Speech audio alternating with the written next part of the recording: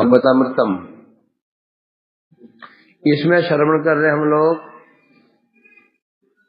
जैमिनी जन्मेजय संवाद। जन्मेजय का प्रश्न था,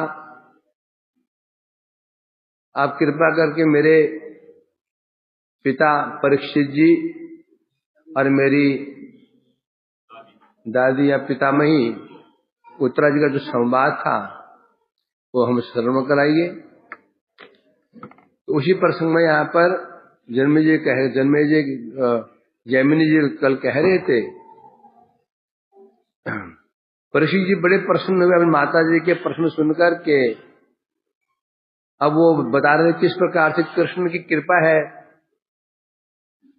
आप पर और मुझ पर, बता रहे हैं ना कैसी कृपा है मुझ पर, बता रहे हैं। जब मैं माँ के गर्भ में था उस समय, परीक्षित जी कह रहे हैं कि माँ के गर्भ में था उस समय अश्वत्थामा ने ब्रह्मास्त्र का संधान किया था। उस समय भगवान स्वयं गर्भ में प्रवेश करके गदा और चक्र धारण करके मेरी उन्होंने रक्षा की थी। और बाल्यकाल से मैं उनकी परीक्षा कर रहा था, कहाँ है वो चतुर्भुज स्वरूप जिनके कानों में कुंडल थे, श्याम वर्ण था, पीतांबर धारण किए हुए थे। मैं शुरू से बचपन से ये खोज रहा था, परीक्षा कर रहा था। नाम बढ़ गया परीक्षित। इस कारण मेरी गिनती किसमें हो गई? महाभागवतों में, क्योंकि मैं नित्य निरंतर आविष्ट रहता था भगवान के स्मरण में। ये जो हो गया था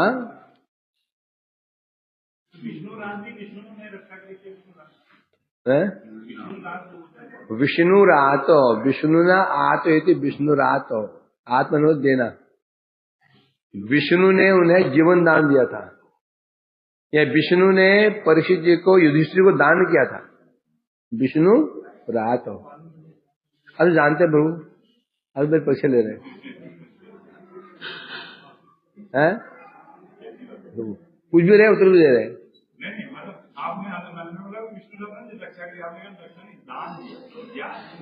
तो हो गया दान।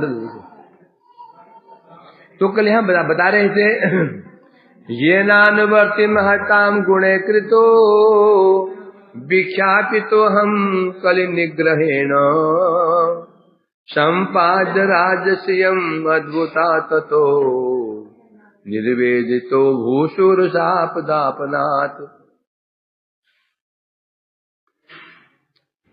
परीक्षित जी कह रहे माते, मुझ पर कैसी कृपा भगवान की रही है, कैसे उन्होंने मुझ जगत में उन्होंने मेरे को प्रसिद्ध करवाया, मेरी ख्याति जब फैला दी।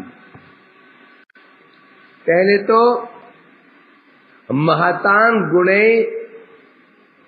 विख्यापितो हम ये न अनुवर्ती, पहले भगवान ने जितने महान महान गुण थे सब गुण मेरे को प्रदान कर दिए। जितने महान गुण हो सकते हैं सब महान गुण को मुझ में प्रवेश करा दिया, अर्थात मुझे महापुरुषों का अनुगत बना दिया, अनुगामी बना दिया। दूसरा कलि निग्रहेण विख्यापितो हम। नंबर 2, मुझे कैसे विख्यात करवाया? मेरे द्वारा कलियुग का अवरोध कराया गया, शासन करवाया, तो मुझे विख्यात करवाया। संपाद्य राजश्री अद्भुताम, उसके बाद मुझे अद्भुत राज्य ऐश्वर्य दिया, ऐसे प्रख्यात करवाया। और सबसे बड़ी बात, निर्वेदितो भूषुर छाप दापनाथ। सबसे बड़ी बात क्या है? भूषुर शाप। भूषुर कौन होते हैं? भूलोक के जो देवता है, तो भूषुर ब्राह्मणों कहते हैं भूषुर, भू के शुर देवता भू। जो भूमि के देवता होते हैं ब्राह्मण, वो ब्राह्मणों से मुझे श्राप दिला करके निर्वेदित तो मुझे संसार से विरक्त भी किया। इतनी प्रकार से कृपा भगवान की रही है। गुण कैसे कर श्रवण किया हमने? स्वयं युधिष्ठिर जी जब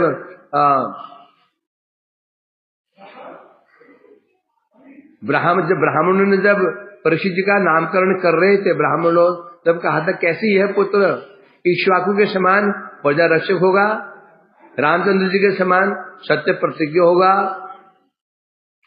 शिव की भांति दाता होगा, भरत की भांति कीर्तिशाली होगा, अर्जुन की भांति धनुधारी होगा। सब बताया उन्होंने ऐसे ऐसे करके है। बलि की भांति महाधैर्यशाली होगा। और विशेष रूप से जो प्रसिद्धि की जो प्रसिद्धि हुई है, प्रसिद्धि कैसे हुई है? ब्राह्मणों के श्राप से।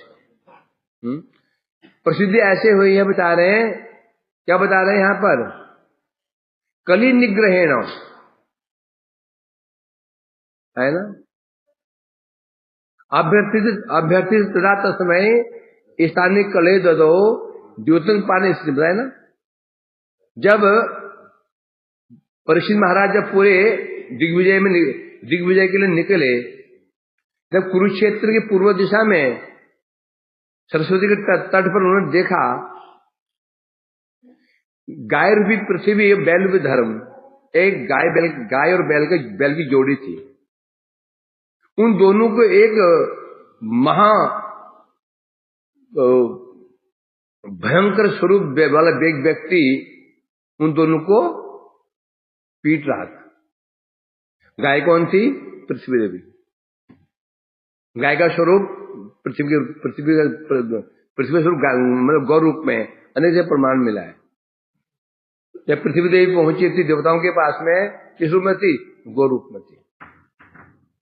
तो जो गाय थी वो तो थी पृथ्वी, जो बैल था धर्म। दोनों को पीट रहा था वो। परीक्षित ने देखा है इसको तो अति क्रुद्ध हो गए, तलवार हाथ में लेकर उसके ऊपर पहुंच गए, है ना, उसको शासन किया। तब कली ने कहा महाराज मैं भी आपकी प्रजा हूं, मैं कहां जाऊं बताओ? अब आप मुझे स्थान दे दीजिए, वो स्थान में रहूंगा, बस समस्या खत्म। तब परीक्षित जी ने भविष्य की चिंता करके, भविष्य में जीव कैसे बन जाएंगे, इनकी कैसी स्थिति हो जाएगी, विचार करके 4 जगह स्थान दिया था। द्यूत, पान, स्त्री, सुना। इसे मन नहीं भरा।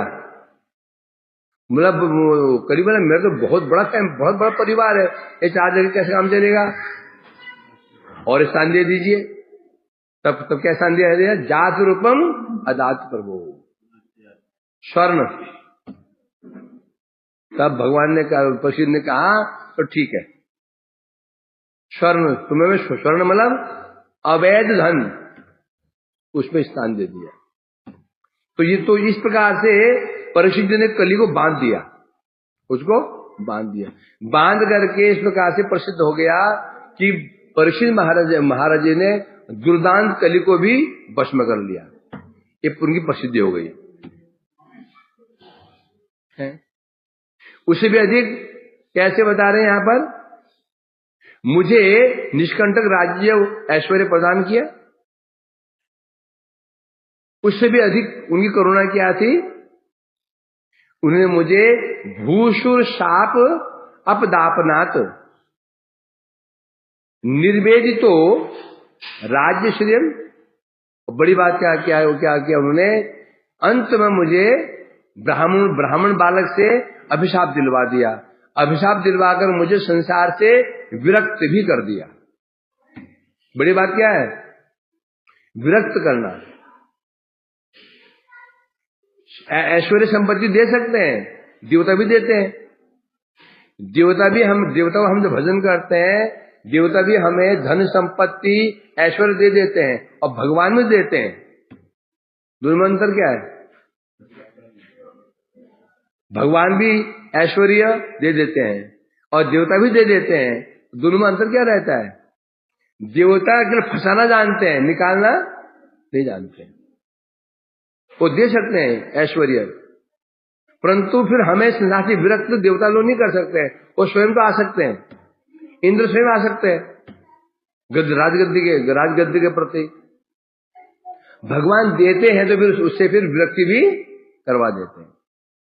तो यहां इसलिए कह रहे हैं मुझे भूसुर शाप, मुझे ब्राह्मण पुत्र से श्राप दिलवा करके मुझे संसार से विरक्त भी कर दिया।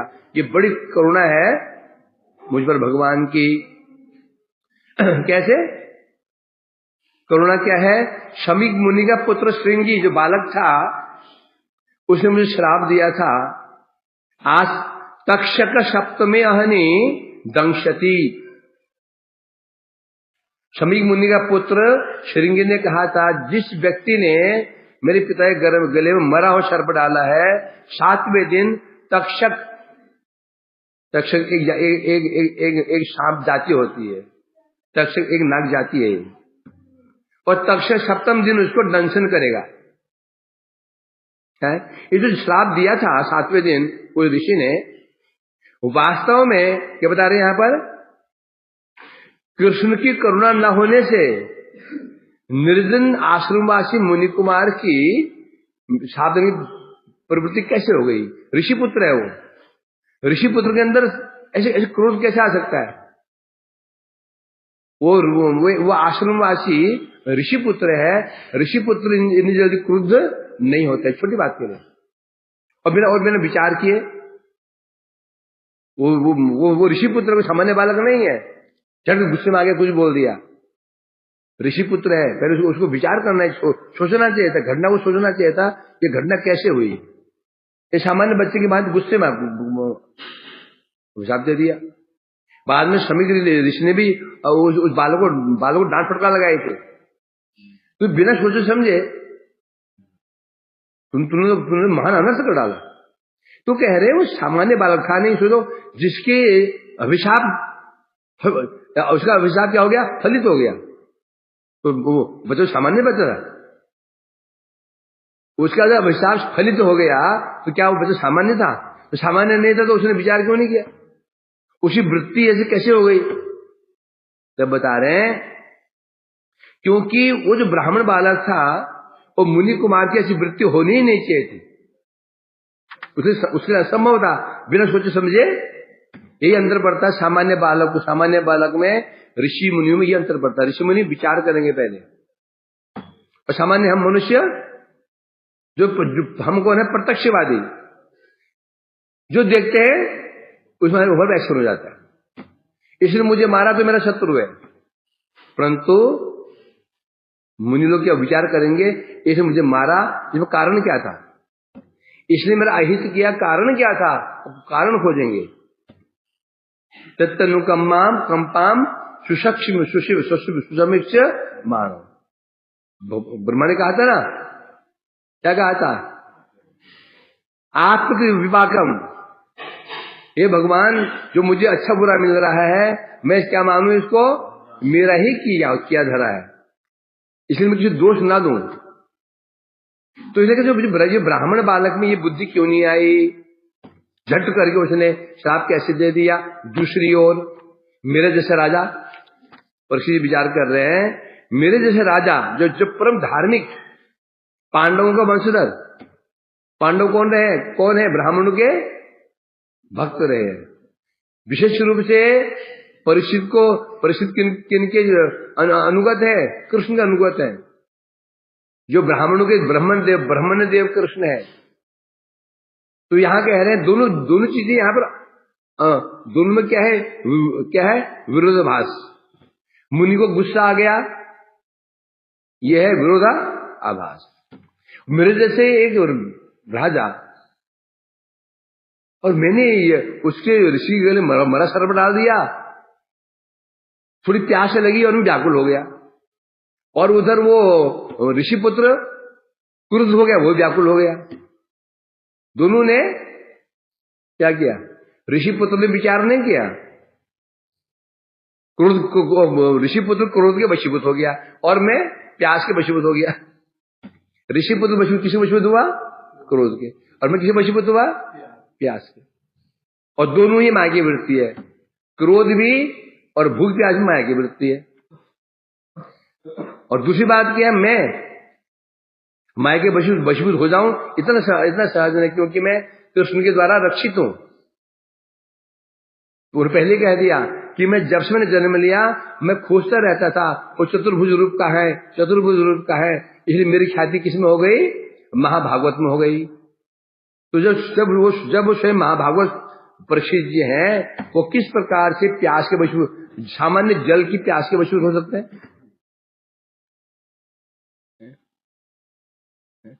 बोलो गुस्सा क्यों आया?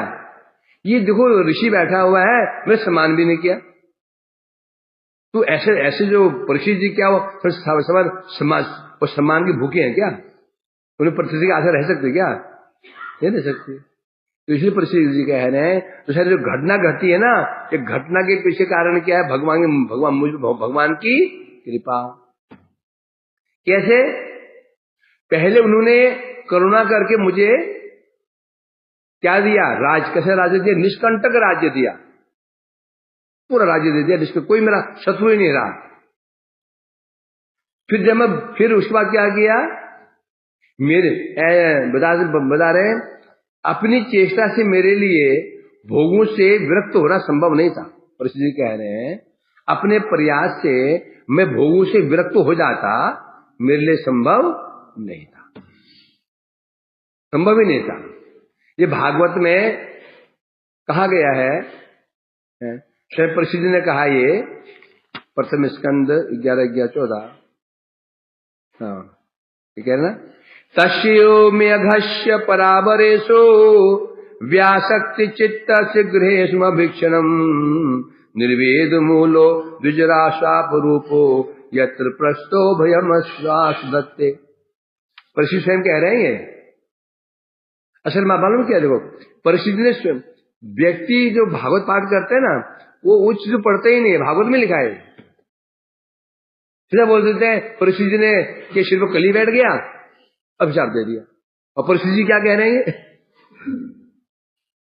उस पढ़ेंगे नहीं, सीधा प्रचलित है कि उनके सिर पर कली, क्योंकि सोन कली, परिषद जी ने कली को सोने में स्थान दिया, स्वर्ण में। मुकुट पहना, उसमें स्वर्ण में कली बैठ गया, अभिशाप दे दिया। ये बोलते हैं ना। अभी परिषद जी क्या कह रहे हैं? ये तो कोई घोड़ी बैठे नहीं लिखा, ये तो साक्षात श्लोक है। इसमें श्लोक है प्रथम स्कंद 19वां अध्याय तो श्लोक है। इसमें स्वयं कह रहे हैं मुझ पर भगवान ने परावरेश, भगवान कौन है?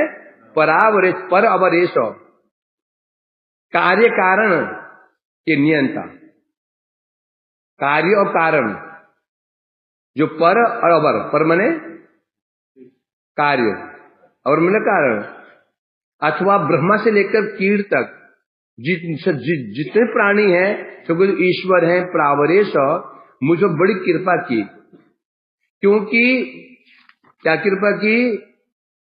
व्यासक्ति चित्त से गृहेश अभिक्षरम, क्योंकि मेरा चित्त संसार में लग गया था, डूबा हुआ था।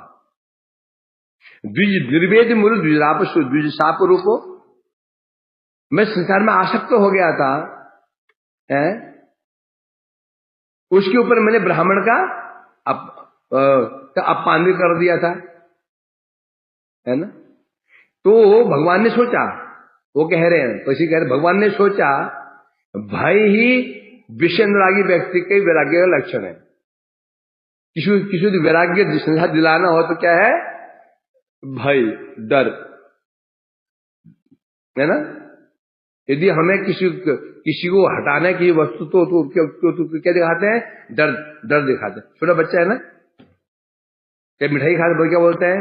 माँ क्या बोलते हैं? दांत में कीड़े पड़ जाएंगे, कीड़े पड़ जाएंगे, बच्चा डर जाता है। किसी जब विषयों से आसक्ति हटानी हो तो भगवान ने विचार किया कि इसमें क्या होना चाहिए? भय होना चाहिए। भय ही विषय अनुरागी व्यक्ति के वैराग्य का कारण है। जब भय नहीं होगा विषय से वैराग्य होगा ही नहीं। हमारा भी समस्या ये है, हम विषय से वैराग्य क्यों नहीं हो रहा है? भय नहीं है। क्या भय नहीं है? हमें क्या भय होना चाहिए? ये साधु क्या भय होना चाहिए? मेरी भक्ति कहीं नष्ट ना हो जाए, कहीं अपराध ना हो जाए, ये भय होना चाहिए ना। ये भय हमको क्या करेगा, हम विषय से हटा देगा। भय हो जाए, यदि हमारी डर रहेगा फिर हम विषय से दूर हो जाएंगे, क्योंकि विषय प्राप्त करने के चक्कर में कहीं वैष्णव से हमारा संघर्ष हो जाएगा, उनके प्रति हम अपराध कर बैठेंगे। तो इसलिए जो डर होता है, डर ही संसार से हमको अनासक्त करता है। हर विषय में देखते हैं ना, डॉक्टर हमें क्या डॉक्टर हम क्या करता है, डर दिखाता है ना, चावल मत खाना, शुगर बढ़ जाएगा, ये मत खाना, ये बढ़ जाएगा, वो मत खाना, वो बढ़ जाएगा। क्या करता है हमको, क्या कर रहा है वो, डरा रहा है ना, हम डर दिखा रहा है हमको। तो परीक्षित जी कह रहे हैं, भगवान ने ये सोचा भय ही विषय अनुरागी व्यक्ति के वैराग्य का लक्षण है, और बिना वैराग्य के कोई मुझे प्राप्त कर भी नहीं सकता। दो चीजें हैं। पहले विचार किया उन्होंने, जब तक भय नहीं होगा संसार से वैराग्य किसको होगा नहीं। जब तक वैराग्य नहीं होगा तो वैराग्य के बिना मुझे प्राप्त करने का उपाय है ही नहीं है। क्या उपाय प्राप्त करने, क्या उपाय है प्राप्त करने का उपाय, भगवान को प्राप्त करने का? वैराग्य। संसार से वैराग्य ही प्राप्त करने का उपाय। यदि हमारे अंदर वैराग्य है तो हम चेष्टा कर सकते हैं। वैराग्य ने क्या चेष्टा करोगे? संसार से वैराग्य हमको नहीं है तो हम साधन बंधन कैसे करेंगे? कर सकते हैं क्या? है? तन के खाओगे, तन के सोओगे, तन के मजे मारोगे, तो साधन कैसे करोगे? साधन कैसे होगा? अत्याहार प्रयासश्च प्रजल्पो नियमाग्रह जनसंगश्च लौलिंग की क्या है? अत्याहार। अत्याहार क्या होता है? नहीं, आहार का अतिक्रम कर देना। अत्याहार का होता है अतिक्रम करना आहार को। मतलब भगवान ने जो हमारी इंद्रियां बनाई हैं, उन इंद्रियों के लिए आहार निश्चित कर दिया था। नेत्र का आहार क्या था? मुकुंद लिंगालय दर्शन। नेत्र का आहार क्या था? भगवान के रूप का दर्शन करना, धाम का दर्शन करना। अतिक्रम क्या हो गया? अतिक्रम क्या हो गया? लिमिट क्रॉस कर दी। आंख का आहार था भगवान का दर्शन करना, हमने क्रॉस कर दिया। आंख से हम क्या देख रहे हैं?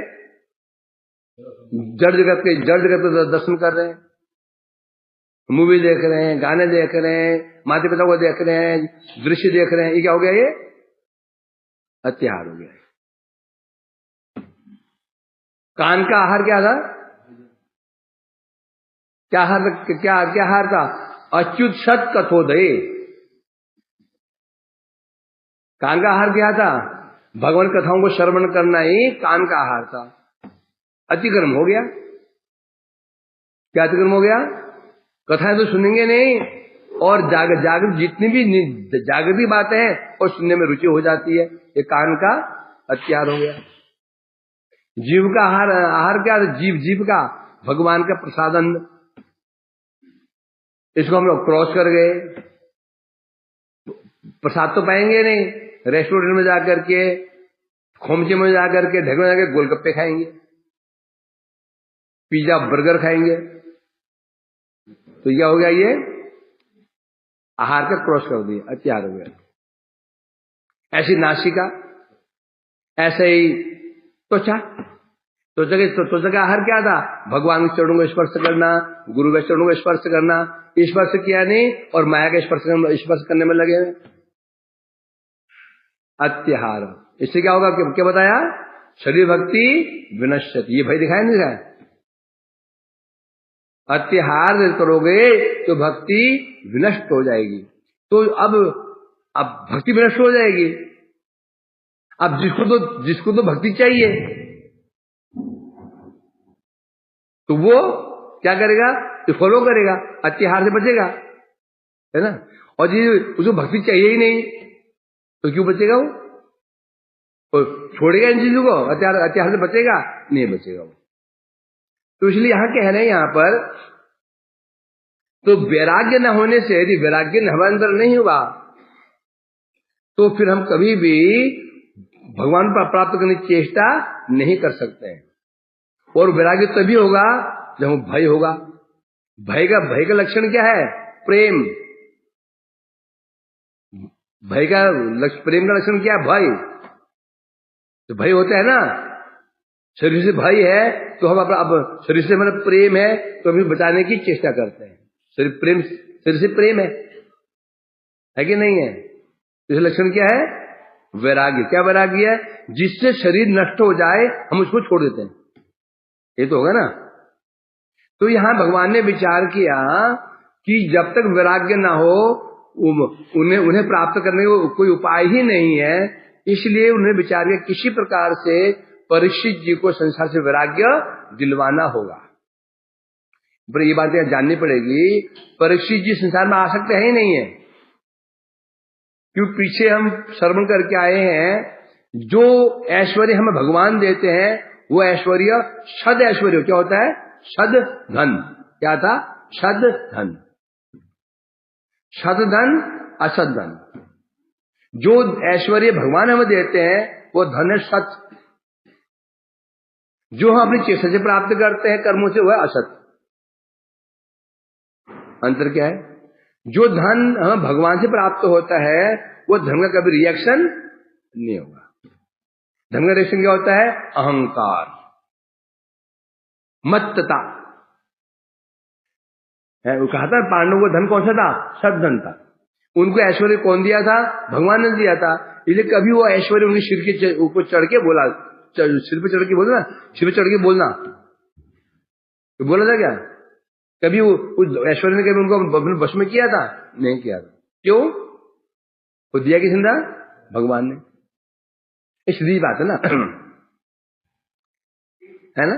एक व्यक्ति ने जो आपको धन दिया वो है डकैत, डाकू। डाकू ने आपको धन दिया, ये सज्जन व्यक्ति ने धन दिया, तो दोनों क्या अंतर रहेगा? सज्जन ने जो धन दिया मालूम है ये धन अच्छा है, हम निश्चिंत को खर्चा करने की कोई चिंता नहीं है। दिया डाकू प्रवृत्ति के व्यक्ति ने आपको डर बना देगा कि पुलिस ना पकड़ ले, पुलिस ना पकड़ ले, पुलिस ना पकड़ ले, ऐसा है कि नहीं? भय बना रहेगा हमेशा। तो भगवान जो धन देंगे उसका लक्ष्य सद धन है। कभी भी वो धन हमारे शरीर के ऊपर चढ़ के बोलेगा नहीं, कभी हमारा अहंकार नहीं आएगा कि धन ही नहीं। धन हो गया, ऐश्वर्य हो गया, पांडित्य हो गया, बुद्धि हो गया, मान सम्मान हो गया, पक्की बात है। भगवान में मान सम्मान दिलवाएंगे, ऐश्वर्य दिलवाएंगे, कभी भी हमारा कल्याण नहीं होगा। यदि हमने ऐश्वर्य, मान सम्मान, धन यदि अपनी चेष्टा से प्राप्त किया है या फिर भक्ति को छोड़कर किसी और तरह से प्राप्त किया है, अहंकार आना अवश्यंभावी है, बच नहीं पाएंगे इसको। तो इसलिए कह रहे हैं यहां पर तो भगवान ने, यद्यपि परीक्षित महाराज तो भगवान के उनके भक्त अपनी करें, तो भी क्या कह रहे हैं ये कि मुझे संसार से वैराग्य दिलवाने के लिए भगवान ने विचार किया किसी प्रकार से परीक्षित को भय दिखाना होगा। तो अगली बात की महत्वपूर्ण बात है, निर्वेद मूलो द्विशाप रूपो।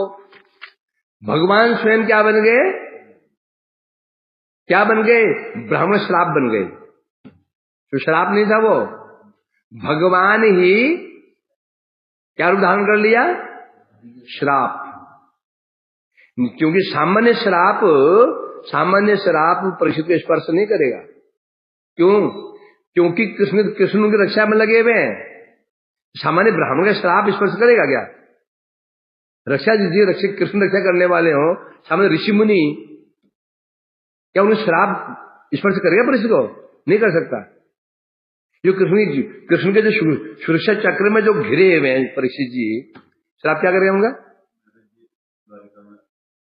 तो नारद जी को अभिशाप था दक्ष का, अभिशाप है ना, क्या गोदोहन कहां से अधिक तुम कहीं रह नहीं पाओगे। परंतु वहां द्वारके में कैसे रहते हैं, ये ब्रज में कैसे रह रहे हैं नारद जी?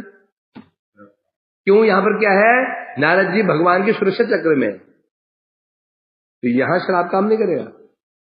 तो परीक्षित जब भगवान की सुरक्षा चक्र में है तो श्राप कैसे काम करेगा? तो इसलिए बता रहा हूं, श्राप था ही नहीं।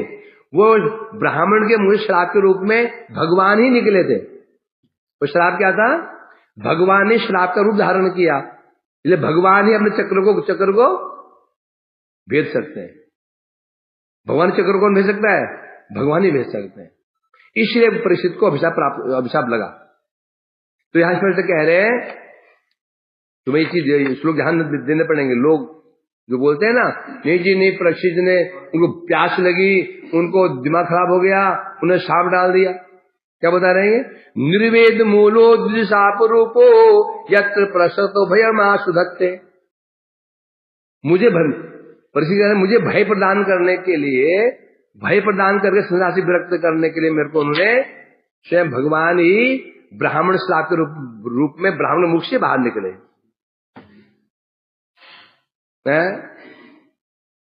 धारण किया। इस श्लोक का तात्पर्य यह है कि भगवान ने विचार किया, मेरे जैसा एक, कि मैंने क्या किया, ब्राह्मण के गले में सांप डाल दिया है। तो जो अर्थात में मेरे जैसे संसार में आसक्त व्यक्ति ने जो दुष्कर्म कौन करता है? पाप आचरण कौन करता है? जो आसक्त हो। दैहिक आसक्ति रहे तो पाप होते हैं। यहां परीक्षित जी में क्या देखा गया? देह आसक्ति। उन्हें प्यास लगी थी, उन्हें सम्मान नहीं किया। ये क्या है? ये देह आसक्ति। व्यक्ति संसार पाप दो प्रकार से करता है। एक देह में आसक्ति के कारण, एक दैहिक में आसक्ति के कारण। एक आसक्ति है जैसे पुत्र के कारण, पुत्र को कुछ बीमारी हो गई, उसे धन चाहिए, उसके इलाज के लिए धन नहीं है, आसक्ति पुत्र के प्रति है, तो व्यक्ति पाप कर्म, चोरी डकैती कर लेगा। इसमें क्या आसक्ति थी? दैहिक। या स्वयं उसको कष्ट प्राप्त हो रहा है तो क्या करेगा? वो शरीर में आसक्त है, कोई उसको गाय मारने के लिए आए, उसने गाय की हत्या कर दी, तो यह क्या दिखाई पड़ रहा है? देह आसक्ति। तो दैहिक आसक्ति ही व्यक्ति को पाप में लगाता है। तात्पर्य यह है, देह आसक्ति ना रहे, पाप अपराध की संभावना ही नहीं है। हम जो अपराध करते हैं ना, उसका कारण क्या है? दो ही बस, देह आसक्ति, दैहिक आसक्ति, है कि नहीं? दैहिक मतलब मोबाइल बड़ी आसक्ति है। यदि मोबाइल ले लिया तो इतनी गालियां मिलती हैं, सामने तो नहीं दे पाते हैं, मन ही मन होता नहीं। तुम्हें पता तो तुम लोग क्या सोचते हो? मोबाइल लेता हूं सोचो ना, क्या आनंद तो मोबाइल में आसक्ति है। यदि आसक्ति मोबाइल ले लो तो फिर पूछो कहां प्रभु जी गए? कहां प्रभु जी गए? चूल्हे में है, मन गालियों, गुस्सा, क्रोध। तो ये अपराध कारण क्या बना? दैहिक। मतलब मोबाइल क्या हो गया? दैहिक हो गया। हमें देह में आसक्ति है ना, तो वैष्णव हमारे विरुद्ध कुछ बोल दिया तो क्रोध। तो अपराध और पाप का मूल कारण है आसक्ति, देह आसक्ति, दैहिक आसक्ति। यही इसको कहते हैं भव रोग। तो पक्की बात है ये, जब तक देह आसक्ति, दैहिक आसक्ति रहेगी, तब तक कोई भी माई का लाल नहीं है जो अपराध से बच सके। नहीं बच सकता। लाख दिखाई मैं अपराध नहीं करता हूं, पाप नहीं करता हूं, हो ही नहीं सकता। देह में आसक्ति हो, दैहिक में आसक्ति हो, अपराध नहीं करोगे, पाप नहीं करोगे, हो ही नहीं सकता है। इसलिए कह रहे हैं यहां पर, मैं तो संसार में आसक्त था, इसे मुझे ये एक पाप कार्य हो गया। क्या पाप कार्य हो गया? मैंने ऐसे ऋषि गले मैंने सांप डाल दिया है। तो इसे बता रहे हैं यहां पर, अब बता रहे हैं ये श्राप है कि नहीं था? फलेन परिचय है, ये श्राप था या नहीं था? फलेन परिचय। जैसे उदाहरण देता हूं, माता पिता बच्चे को पीटते हैं, वो जो पीटते हैं क्या वो दंड है या नहीं है? कैसे परिचय मिलेगा? यदि माता पिता और अध्यापक छात्र पीटते हैं, परिणाम अच्छा निकलता है तो दंड नहीं, वो है आशीर्वाद है। समझे कि नहीं? माता पिटाई, एक बच्चे पिटाई करें और टीचर पिटाई करता है, वो दंड है या कृपा है, इसे पहचान, इसके पहचानने के लक्षण से। यदि पिटाई का प्रभाव, बच्चा अच्छा, बहुत अच्छे जॉब मिल जाती है, वही बच्चा कहता है जानते हो, और जब वो इंटरव्यू देता है, इसका कारण मेरे माता पिता है, मुझे बहुत शासन करते, मेरे एक टीचर है जो मुझे बहुत शासन करते थे, अब वो उनकी महिमा गान करता है। अब जो श्राप मिला प्रसिद्ध जी को, इसका फल क्या मिला? फल क्या मिला? केवल 7 दिन में, केवल 7 दिन में बहुत प्राप्ति, बहुत समय नहीं लगा, केवल 7 दिन में, और केवल सामान्य एक कथा श्रवण किया, बस केवल 7 दिन में भगवान को साक्षात प्राप्त कर लिया। तो हम कैसे कहते हैं श्राप है ये श्राप का फल क्या है? श्राप का फल है विनाश। श्राप का फल है विनाश। पार्वती जी ने श्राप दिया चित्रकेतु को, क्या श्राप था वो? श्राप बोलेंगे? नहीं बोलेंगे। उसका फल क्या मिला? चित्रकेतु भगवान की प्राप्ति। नारद जी ने अभिशाप दिया नलकुमार मणिगिरी को, श्राप मानेंगे? श्राप मिलता तो उनका सर्वनाश होता है, तो उनके तो मजा आ गए। क्या संभव था क्या नलकुमार मणिगिरी कभी भगवान प्राप्त कर लेते? नहीं, नंद भवन में उनको वृक्ष बनना पड़ा, भगवान ने स्वयं उनको उद्धार कर दिया। तो श्राप था कि नहीं था? लक्षण न फले न परिचय थे, फल से परिचय मिलता है कि वो श्राप था या नहीं था। परंतु श्राप का सीधा फल होता है, श्राप मन होता है अहित कर, उसको उसका जो फल मिलेगा उसका अहित होगा। परंतु परिस्थिति का अहित कहां हुआ? उनको और भी अच्छा हो गया, संसार से आसक्ति खत्म हो गई, गंगा किनारे बैठ गए, साधु संग किया, और देखो श्राप का फल, श्राप मिला, बड़े बड़े ऋषि मुनि आए जा रहे हैं। साधु संग का कारण क्या है? साधु संग कैसे प्राप्त होता है? सुकृति भूमि पूर्व संचित है, भक्तिस्तु भगवत भक्त संगे ने परिजायते सत्संग प्राप्त कुंभेश्वर संग। अब देखो विचार करो, परीक्षित जी ने यहां पर क्या कर्म किया है? एक मतलब कि पाप कर्म किया, ऋषि को डाल दिया और ऋषि ने उसको अभिशाप दे दिया। तो अभिशाप के फल से क्या संभव है क्या कि पाप कर्म करे और साधु उसके पास साधु लोग आएंगे उसके पास में? क्या लिखा है? पाप के फल से सत्संग प्राप्त होता है, लिखा क्या है? क्या लिखा है? सत्संग प्राप्त पुंभी सुकृत पूर्व संचित है, पूर्व जन्म की सुकृति को साधु संग प्राप्त होता है। तो यहाँ पर परीक्षित को अभिशाप प्राप्त हुआ, तो ये कुछ संभव है क्या? कोई पाप कर्म करे उसको ऐसे साधु भी कहते? सुखदेव, नारद जी, पराशर जी, व्यास जी, बड़े ऋषि मुनि आ जाए, उल्टा ही हो गया। ये तो ऐसे लग रहा है कि पाप करो और सत्संग पाओ, ऐसे ना, पाप करो सत्संग पाओ। संभव है क्या? ये संभव किसी भी दृष्टिकोण से श्राप है ही नहीं, किसी दृष्टिकोण श्राप है ही नहीं है। लेकिन है ना, क्योंकि कौन क्या बोल रहे? तो फिर क्या मिला उसको? रत्नाकर पाप कर्म किए थे, क्या मिला उसको? साधु। तो जिसे हम श्राप कह रहे हैं, यहाँ पर बात प्रसिद्ध चल रही है, तो सिद्ध हो गया, इसलिए कहते हैं वो श्राप था ही नहीं। वो क्या था? वास्तव में भगवान ही श्राप के रूप में उसके मुख से निकले थे। परिणाम ये हुआ, दुनिया भर के साधु संत इकट्ठा हुए, ना उन्हें निमंत्रण दिया, प्रसिद्ध क्या निमंत्रण दिया था क्या? उन्हें आमंत्रित किया था? नहीं किया था ना, अपने आप आ गए। तो मतलब क्या हुआ? तो क्या मानना पड़ेगा? तो श्राप था ही नहीं, और भगवान ही श्राप रूप में वहां उपस्थित थे, इसलिए सभी साधु संत वहां उपस्थित हो गए। क्या?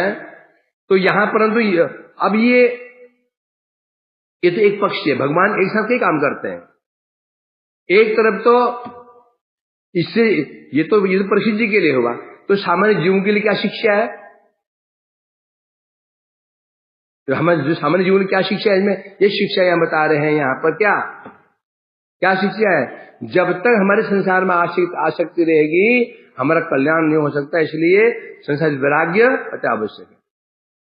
तो संसार में जो आसक्ति व्यक्ति है ना, उनका संसार से वैराग्य होना अति आवश्यक है। वो वैराग्य बिना संभव नहीं है, चेष्टा नहीं कर पाएगा ना। यदि हमारे संसार में आसक्ति है, चेष्टा कैसे करोगे? हमें श्रवण करना है, हमें कीर्तन करना है, स्मरण करना है, वर्णन करना है, अर्चन करना है। आसक्ति संसार में, देह में आसक्ति है, तो कैसे कर लोगे? क्योंकि साधन भजन करने के लिए हमें कुछ कष्ट भी सहने पड़ेंगे, त्रिनादि सुना पड़ेगा, सहिष्णु बनना पड़ेगा। तो देह में जो व्यक्ति देह में आसक्ति है क्या वो सहिष्णु हो सकता है? ये देह में आसक्ति है वो व्यक्ति क्या सहन कर सकता है ना? ये मेरे देह में आसक्ति है क्या मैं सहन कर सकता हूं चीज को? यदि मैं मेरे अंदर जीवता नहीं है तो क्या मैं सम्मान दे सकता हूं? नहीं दे सकता। सारा खेल किसका है? आसक्ति। तो इसलिए कह रहे यहां पर देखो, अब दूसरा कारण क्या है? जिस श्राप से गृहस्थ व्यक्ति भयभीत होते हैं, श्राप से गृहस्थ व्यक्ति भयभीत हो जाते हैं। तो प्रसिद्ध भयभीत हुए थे क्या? श्रीमद महाप्रभु ने एक ब्राह्मण को प्रणाम किया, ब्राह्मण आशीर्वाद दिया, क्या? ऐश्वर्यवान भव, पुत्रवान भव इत्यादि। ब्राह्मण महाप्रभु बोले, प्रभु मैं आपको प्रणाम कर रहा हूं, आप मुझे अभिशाप दे रहे हो, अभिशाप दे रहे हो। बड़ा गुस्सा है। मैं सुना था निमाई तो पागल है, तो पागल ही है, तो ले तो अब मेरे को अभिशाप ही देता हूं, तेरा संसार नाश हो जाए। बोले प्रभु ये तो आशीर्वाद है, ये आशीर्वाद है, संसार नाश हो जाए ये तो आशीर्वाद हो। आशीर्वाद क्या? यहां ये कह रहे हैं यहां पर, क्योंकि उस अभिशाप को सुनकर के परीक्षित महाराज जी को भय नहीं लगा, भयभीत है, बल्कि जो घर में आसक्ति थी उससे वो मुक्त हो गए। अतः सिद्ध हो गया ये श्राप भगवान की परम करुणा है, क्योंकि इस श्राप के द्वारा ही तुलसी क्योंकि इस श्राप के द्वारा ही परिषद को संसार से अनासक्ति हुई थी। यदि सोचो ने श्राप नहीं मिलता, परिषद जी के राजपाट छोड़ते, गंगा के अंदर बैठ जाते, कहां सुनते, है ना? सोचो ना, एक व्यक्ति है जिसे पता है मुझे 100 साल जीवित रहना है। साधु बोले साधु कथा सुनेगा, साधु की कथा सुनेगा। यदि बोल दे तुम्हारी मृत्यु 3 दिन बाद मृत्यु है, तुम्हारी मृत्यु 3 दिन बाद है, अब सुनेगा वो? उम्र 3 दिन क्या क्या क्या कमाएगा अभी वो? बोले ना, धन कमाने के लिए सोचना होगा हमें 100 वर्ष जीवित रहना है। धन ये तो सोच ले मैं कल ही मर जाऊंगा, धन नहीं कमा पाओगे। और भक्ति के लिए क्या सोचना है? बस हमारी चुटिया काल के हाथ में आ चुकी है। बस धन के लिए हमें ये सोचना पड़ेगा हमारे आयु 100 साल और है, और भक्ति के लिए क्या सोचना होगा? बस मृत्यु सामने खड़ी है। यदि सोच लिया हमें 100 साल जीवित रहना है, फिर भक्ति नहीं कर पाओगे। क्यों? कर लेंगे माला, शामों कर लेंगे, परसों कर लेंगे। और धन के लिए सोचे कि कल मृत्यु हो जाएगी, फिर नौकरी करेगा। अरे क्या कमाए भाई, किसके लिए करें भाई, मर तो जाना ही है। ये नीति है कि नहीं? तो इसलिए इसने यहाँ कह रहे इस प्रकार से, तो परीक्षित जी को श्राप मिला ही नहीं, बल्कि वो भगवान की करुणा से उनके प्रति, क्योंकि जिस श्राप को सुनकर के संसारी व्यक्ति भयभीत हो जाते हैं। तो एक व्यक्ति को ये श्राप मिल जाए, सांप डसेगा, तो वो व्यक्ति क्या करेगा? क्या करेगा? घोषणा कर देगा। कोई सपेरे, यदि सपेरा कोई हो तो मुझे बचा सके, मैं उसको आधा राजी दे दूंगा। क्या करेगा? घोषणा नहीं करेगा वो। कोई मुझे बचा ले सांप से, कहीं घोषणा की उन्होंने, बोले वो तो प्रसन्न हो गए, श्राप मिलने प्रसन्न हो गए। ये श्राप नहीं है, प्रभु कृपा है। और राजपाट छोड़ के गंगा के किनारे बैठ गए चुपचाप, कहीं वर्णन नहीं है, प्रसिद्ध नहीं है, घोषणा की हो जो बचा देगा, रक्षा करेगा, राज्य दे दूंगा, धमकाना के भी निकाल। तो श्राप कहां रहा? फिर श्राप होता तो भयभीत हो जाते, उसका फल भी उनको बुरा मिलता। ना उनको भय लगा, उल्टा हो गया, खुश है वो। क्योंकि जब तक हम धन में देह में आ सकते हैं ना, साधु संग नहीं कर सकते हैं। अभी हम साधु संग क्यों नहीं कर पा रहे हैं? बोला हम तो साधु संग में रह रहे हैं, नहीं रह रहे। महाभागवत के संग में रह करके भी साधु संग नहीं हो सकता। यदि ऐसा होता तो महाभागवत संग पा करके उस व्यक्ति का भी उद्धार हो जाता। नहीं दिखा, ऐसे नहीं देखा जाता। महाभागवत संग करके भी हम देखते हैं व्यक्ति की प्रवृत्ति निकृष्ट होती है। क्यों होती है? साधु संग किया ही नहीं। तो साधु संग क्यों हम क्यों नहीं कर पा रहे? क्या कारण है? क्या कारण है? देहासक्ति। बस साधु संग भी कर रहे हैं, देहासक्ति हमारी बनी हुई है, इसलिए कभी उनके अपराध भी कर देते हैं, उनकी निंदा भी कर देते हैं। अपराध निंदा भी नहीं भी करते हैं तो सेवा भी करते हैं, वो भी किस लिए करते हैं? अपने स्वार्थ के लिए। तो परीक्षित जी ने वास्तव में साधु संग किया है, क्योंकि फल मिला। यदि हम साधु संग कर रहे हैं तो फल मिलना चाहिए हमको। फल मिलना चाहिए संसार से, वैराग्य होना चाहिए, कथा में रुचि होनी चाहिए, कुछ हमारे वैष्णव गुण आने चाहिए, दीनता आनी चाहिए। नहीं आ रहा है, साधु संग नहीं हो रहा है। परिस्थिति ने साधु संग किया, उनको विमान आया, स्वधाम गमन करके इसे बता रहे हैं। तो यहाँ सारे कह रहे हैं, इसलिए भय से मेरे में वैराग्य उत्पन्न हुआ है। इसलिए स्वयं कृष्ण ने उस ब्राह्मण से मेरे को अभिशाप दिलवाया। श्लोक में आया ना, क्या निर्वेदितो भूसुर शाप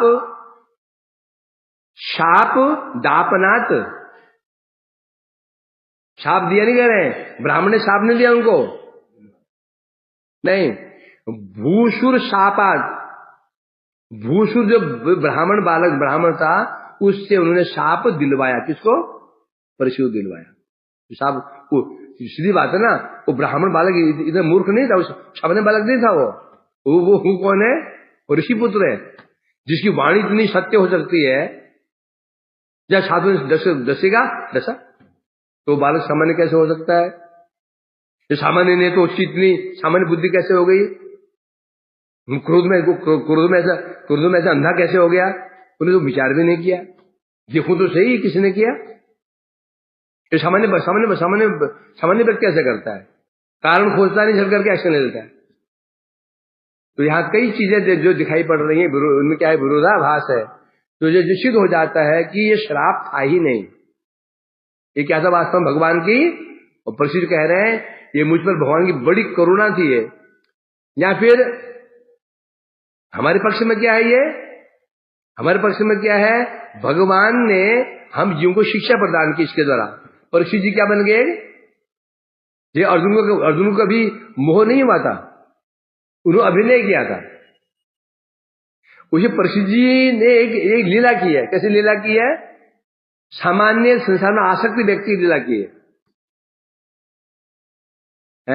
दोनों ने एक लीला की है, भगवान ने और परीक्षित जी ने, हमें शिक्षा देने के लिए कि संसार में आसक्त रहोगे तो कल्याण संभव नहीं है।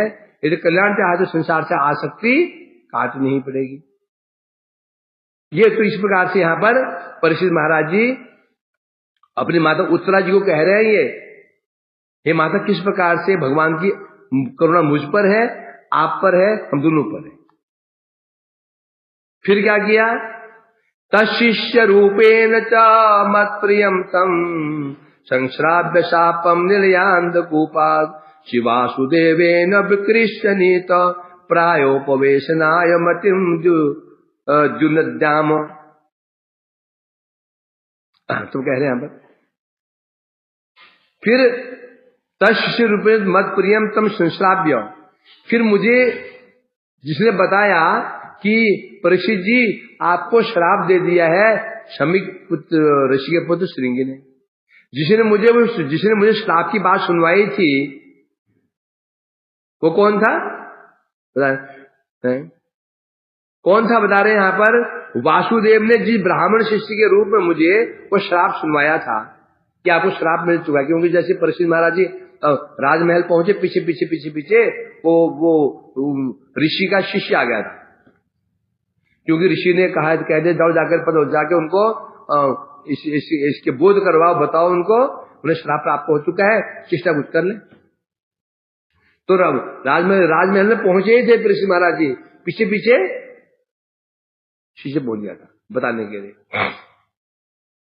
तो बता रहे क्या, पहले भगवान ने उस ब्राह्मण बालक के मुख से मेरे को अभिशाप दिलवाया, फिर उस ब्राह्मण उनके शिष्य के मुख से ही मुझे श्राप की बात श्रवण करा करके गृह रूप निलय अंधकुपात, निलय अंधकुपात, अंधिक में से अंधकुपात क्या है, संसार, गृह रूपी अंधकार से मुझे खींच करके, आकृष्य खींच करके कहां ले आए, परायोपवेशनाय द्यू नद्याम, द्यू नदी, द्यू नदी कौन है, देव नदी, द्यू मने स्वर्ग, स्वर्ग की नदी कौन सी है, गंगा। तो उस ब्राह्मण ने फिर भगवान ने उसी ऋषि के शिष्य के मुख से मुझे श्राप श्रवण करा करके नीलयाल अंधकुपात विकृष्य, जो गृह अंधकुप से मुझे खींच करके कहां बिठा दिया, द्युनद्याम, द्यू नदी मतलब गंगा के तट पर बिठा दिया। कैसे, प्रायोपवेशनाय, प्रायोपवेशनाय, प्रायोपवेशन मतलब क्या होता है, अर्थात जब तक जीवित रहेगा अन्न जल ग्रहण नहीं, प्रायोपवेशन। ये काम भी कौन किया, भगवान ने किया। अभिशाप भी दिलाए भगवान ने, और ये श्राप की बात को सुनवाया, ये भी सुनवाया भगवान ने ही है। इसे कहते हैं ऋषि, इसे कहते हैं भक्त। तत्नुकंबाम सुसमीक्षमाण, सब का कारण किसे मान रहे हैं, भगवान को मान रहे हैं। अभिशाप भी दिलाए उन्होंने और श्राप श्रवण का उन्होंने। तो यह तो यहाँ परीक्षित महाराज जी बता रहे कैसे मुझे कृपा भगवान की है। टीका में कह रहे हैं भगवान ने शमी ऋषि के शिष्य के रूप में मुझे क्या क्या बता रहे हैं यहाँ पर, मुझे श्राप की बात कौन सुनवाया था, भगवान ने। भगवान ने कैसे श्रवण कराया, ऋषि के शिष्य के रूप में, अर्थात अभिशाप भी दिलवाया भगवान ने, और श्राप की बात कौन सुनाया था, भगवान ने। और तब सुनाकर मुझे अन्न जल त्याग करके द्यू नद्याम, गंगा जी तट पर मेरे को बिठा दिया है। नहीं तो कभी भी है, यदि मैं श्राप का विवरण नहीं जानता तो कभी करता ही नहीं। यदि उन्हें पता नहीं, मुझे श्राप मिल गया पता ही नहीं चलता परिषद जी को, तो संसार से वैराग्य होता, गंगा जी तट पर बैठ जाते, नहीं बैठते। यहां भी कारण है ना, भगवान ने श्राप का सुनवा दिया। यदि श्राप की बात नहीं सुनवाते तो फिर राजा को वैराग्य होता, उनका अफसोस जरूर होता, मुझे ऐसा नहीं करना चाहिए था। परंतु जब मुझे 7 दिन में दशेगा ये जब सुनवाया, तो तब वो राज पार त्याग करके गंगा जी तट बैठ गए। नहीं तो इसे कह रहे हैं यदि श्राप का विवरण में नहीं जानता तो कभी गंगा तट पर मेरी बैठने की प्रवृत्ति नहीं होती। और विशेष बात क्या है, वो श्राप को सुनकर भी मुझे भय नहीं हुआ, हर्ष हुआ है। शराब सुनकर भी परिस्थिति में भयभीत नहीं हुआ, मैं सुनते ही मुझे भयभीत नहीं हुआ, हाय रे क्या हो गया, हाय रे क्या हो गया, हाय रे क्या हुआ, नहीं, आनंद हुआ। क्या आनंद हुआ, क्योंकि जो फल मेरे को मिलना चाहिए उतना नहीं मिला। क्या बोला, तुम्हें तशब दशेगा, मैं शरीर नाश हुआ, केवल शरीर का नाश हुआ, बड़ी चीज नहीं है। शरीर नाश होना बड़ी चीज नहीं है, बड़ी चीज क्या है, भक्ति नाश हो जाना। जैसे चित्रकेतु ने जो अभिशाप मिला, चित्रकेतु को अभिशाप मिला पार्वती जी का, केवल किसके लिए मिला था, वो उन्होंने कहा था असुर बन जाओ, कहा था। ये नहीं कहा तो भक्ति नाश हो जाए, नहीं बोला था। क्या बोला था? असुर बन जाओ। केवल मतलब कि तुम्हें असुर शरीर प्राप्त हो जाएगी बोला था। ये नहीं बोला तुम्हें भक्ति नष्ट हो जाए, ये नहीं बोला था उन्होंने। बोला था क्या? नहीं बोला था। तो महत्व किसका यहाँ पर? परीक्षित जी कह रहे हैं महत्व किसका यहाँ पर है कि मुझे भय क्यों नहीं लगा? मैं सोचा जो फल में मिलना चाहिए था उतना नहीं मिला। ऐसे ऋषि का अपमान कर कारण में भक्ति नष्ट हो जानी चाहिए थी, वो तो हुआ नहीं। केवल क्या क्या फल मिला है? 7वें दिन तक शरीर रचेगा, मगर क्या शरीर नष्ट होगा ना? तो शरीर नष्ट होना ही होना है, ये बड़ी बात। इस प्रकार से ये स्वयं परिचित मुक्ति बात कह रहे हैं ये। तो जो ये कहते हैं कि तक्ष उसको सिर पर मुकुट पहन लिया था, उसमें वो कली का निवास था, उसको ऐसे भी उसी बड़े महामूर्ख है। जिस दिन परीक्षित महाराज जी बाहर निकले तो उस दिन राजकोष में गए, वहां जो मुकुट पहना था वो मुकुट था जरासंध का। उन्हें ये पता नहीं जरासंध ब्राह्मण भक्त था। जरासंध के ब्राह्मण अपमान करता ही नहीं था, कभी नहीं किया उसने। उस द्वार पर तो ब्राह्मणों की लाइन लगी रहती थी, मुंह मांगा उनको प्रसाद देता था ब्राह्मण। तो कैसे वो ब्राह्मण का अपमान करते गए? वो जरासंध मुकुट मारने जरासंध भी था, तो कैसा अपमान करेगा वो? पहली बात तो यही है। सबसे बात क्या है? श्राप भाग्य नेता फलन परिचय थे। सीधे सौभाग्य एक बात, श्राप होता उसका फलानुसार परिस्थिति की हानि होनी चाहिए थी। यहां तो उल्टा हो गया। यदि उल्टा हो गया, श्राप के फल से उनकी साधु संघ में प्रवृत्ति हो गई, सत्संग प्राप्त हो गया। तो जो सत्संग प्राप्त को भी सुख संचित है, ये तो सिद्धांत गलत हो गया फिर तो, है ना? इसलिए तो ये कहते हैं ये मूर्ख बात है। वांछा कल्पतरुभ्यश्च कृपा